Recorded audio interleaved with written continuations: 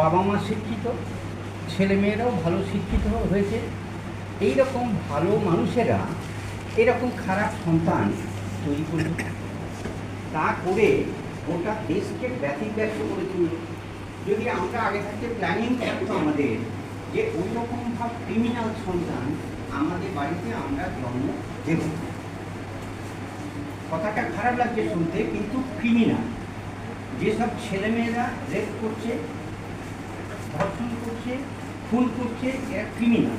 এই ক্রিমিনাল ভালো পরিবারেই জন্ম নিয়েছে, কিন্তু সেই জায়গাটা আমাদের ধারণাটা আমরা যদি এই জেনেটিক্যাল সাবজেক্টটা অধ্যয়ন করার সূচনা করতাম, হরগোবিন্দ খুরানা 68 সালে এই সাবজেক্টটা মানুষের সামনে হাজির করেছে, 68 সালে। তারপরেও আমাদের দেশে মানুষ একবারও ভাবার সুযোগ পায়নি যে সত্যি করে বেছে বুঝে ছেলে দিয়ে আনা দরকার। তা না করার জন্য একটা দুটো ছেলে একটা বিভীষিকার মতো রোগ দিল।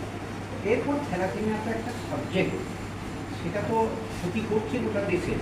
তাই দেশকে রক্ষা করার জন্য আমাদের নতুন প্রজন্মের একটা চোখের সামনে ভাষা উচিত গল্পটা নিয়ে, যে আমরা কখনো নিজেরা, কখনো আমাদের পরিজনরা, কখনো আমাদের শিক্ষকরা, তারা কেউই কোনো অসতর্ক মুহূর্তে এইরকম খারাপ সন্তান জন্ম দিতে পারবে না।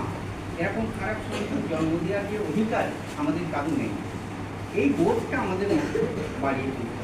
আমরা মূলত কাজ করছি থ্যালাসেমিয়া হলে কত কষ্ট, প্রতিবেশী কাবিবেশী থ্যালাসেমিয়া সন্ধান থেকে জানবে যে তাদের কত কষ্ট করে তারা বাঁচিয়ে রেখেছে, এবং এইরকম ভাব কষ্টের হাত থেকে রক্ষা পাওয়ার জন্য তাদের অন্তত পক্ষে চেষ্টা করতে হবে যাতে থ্যালাসেমিয়া রোগীর জন্মটা আমাদের দেশে না হয়।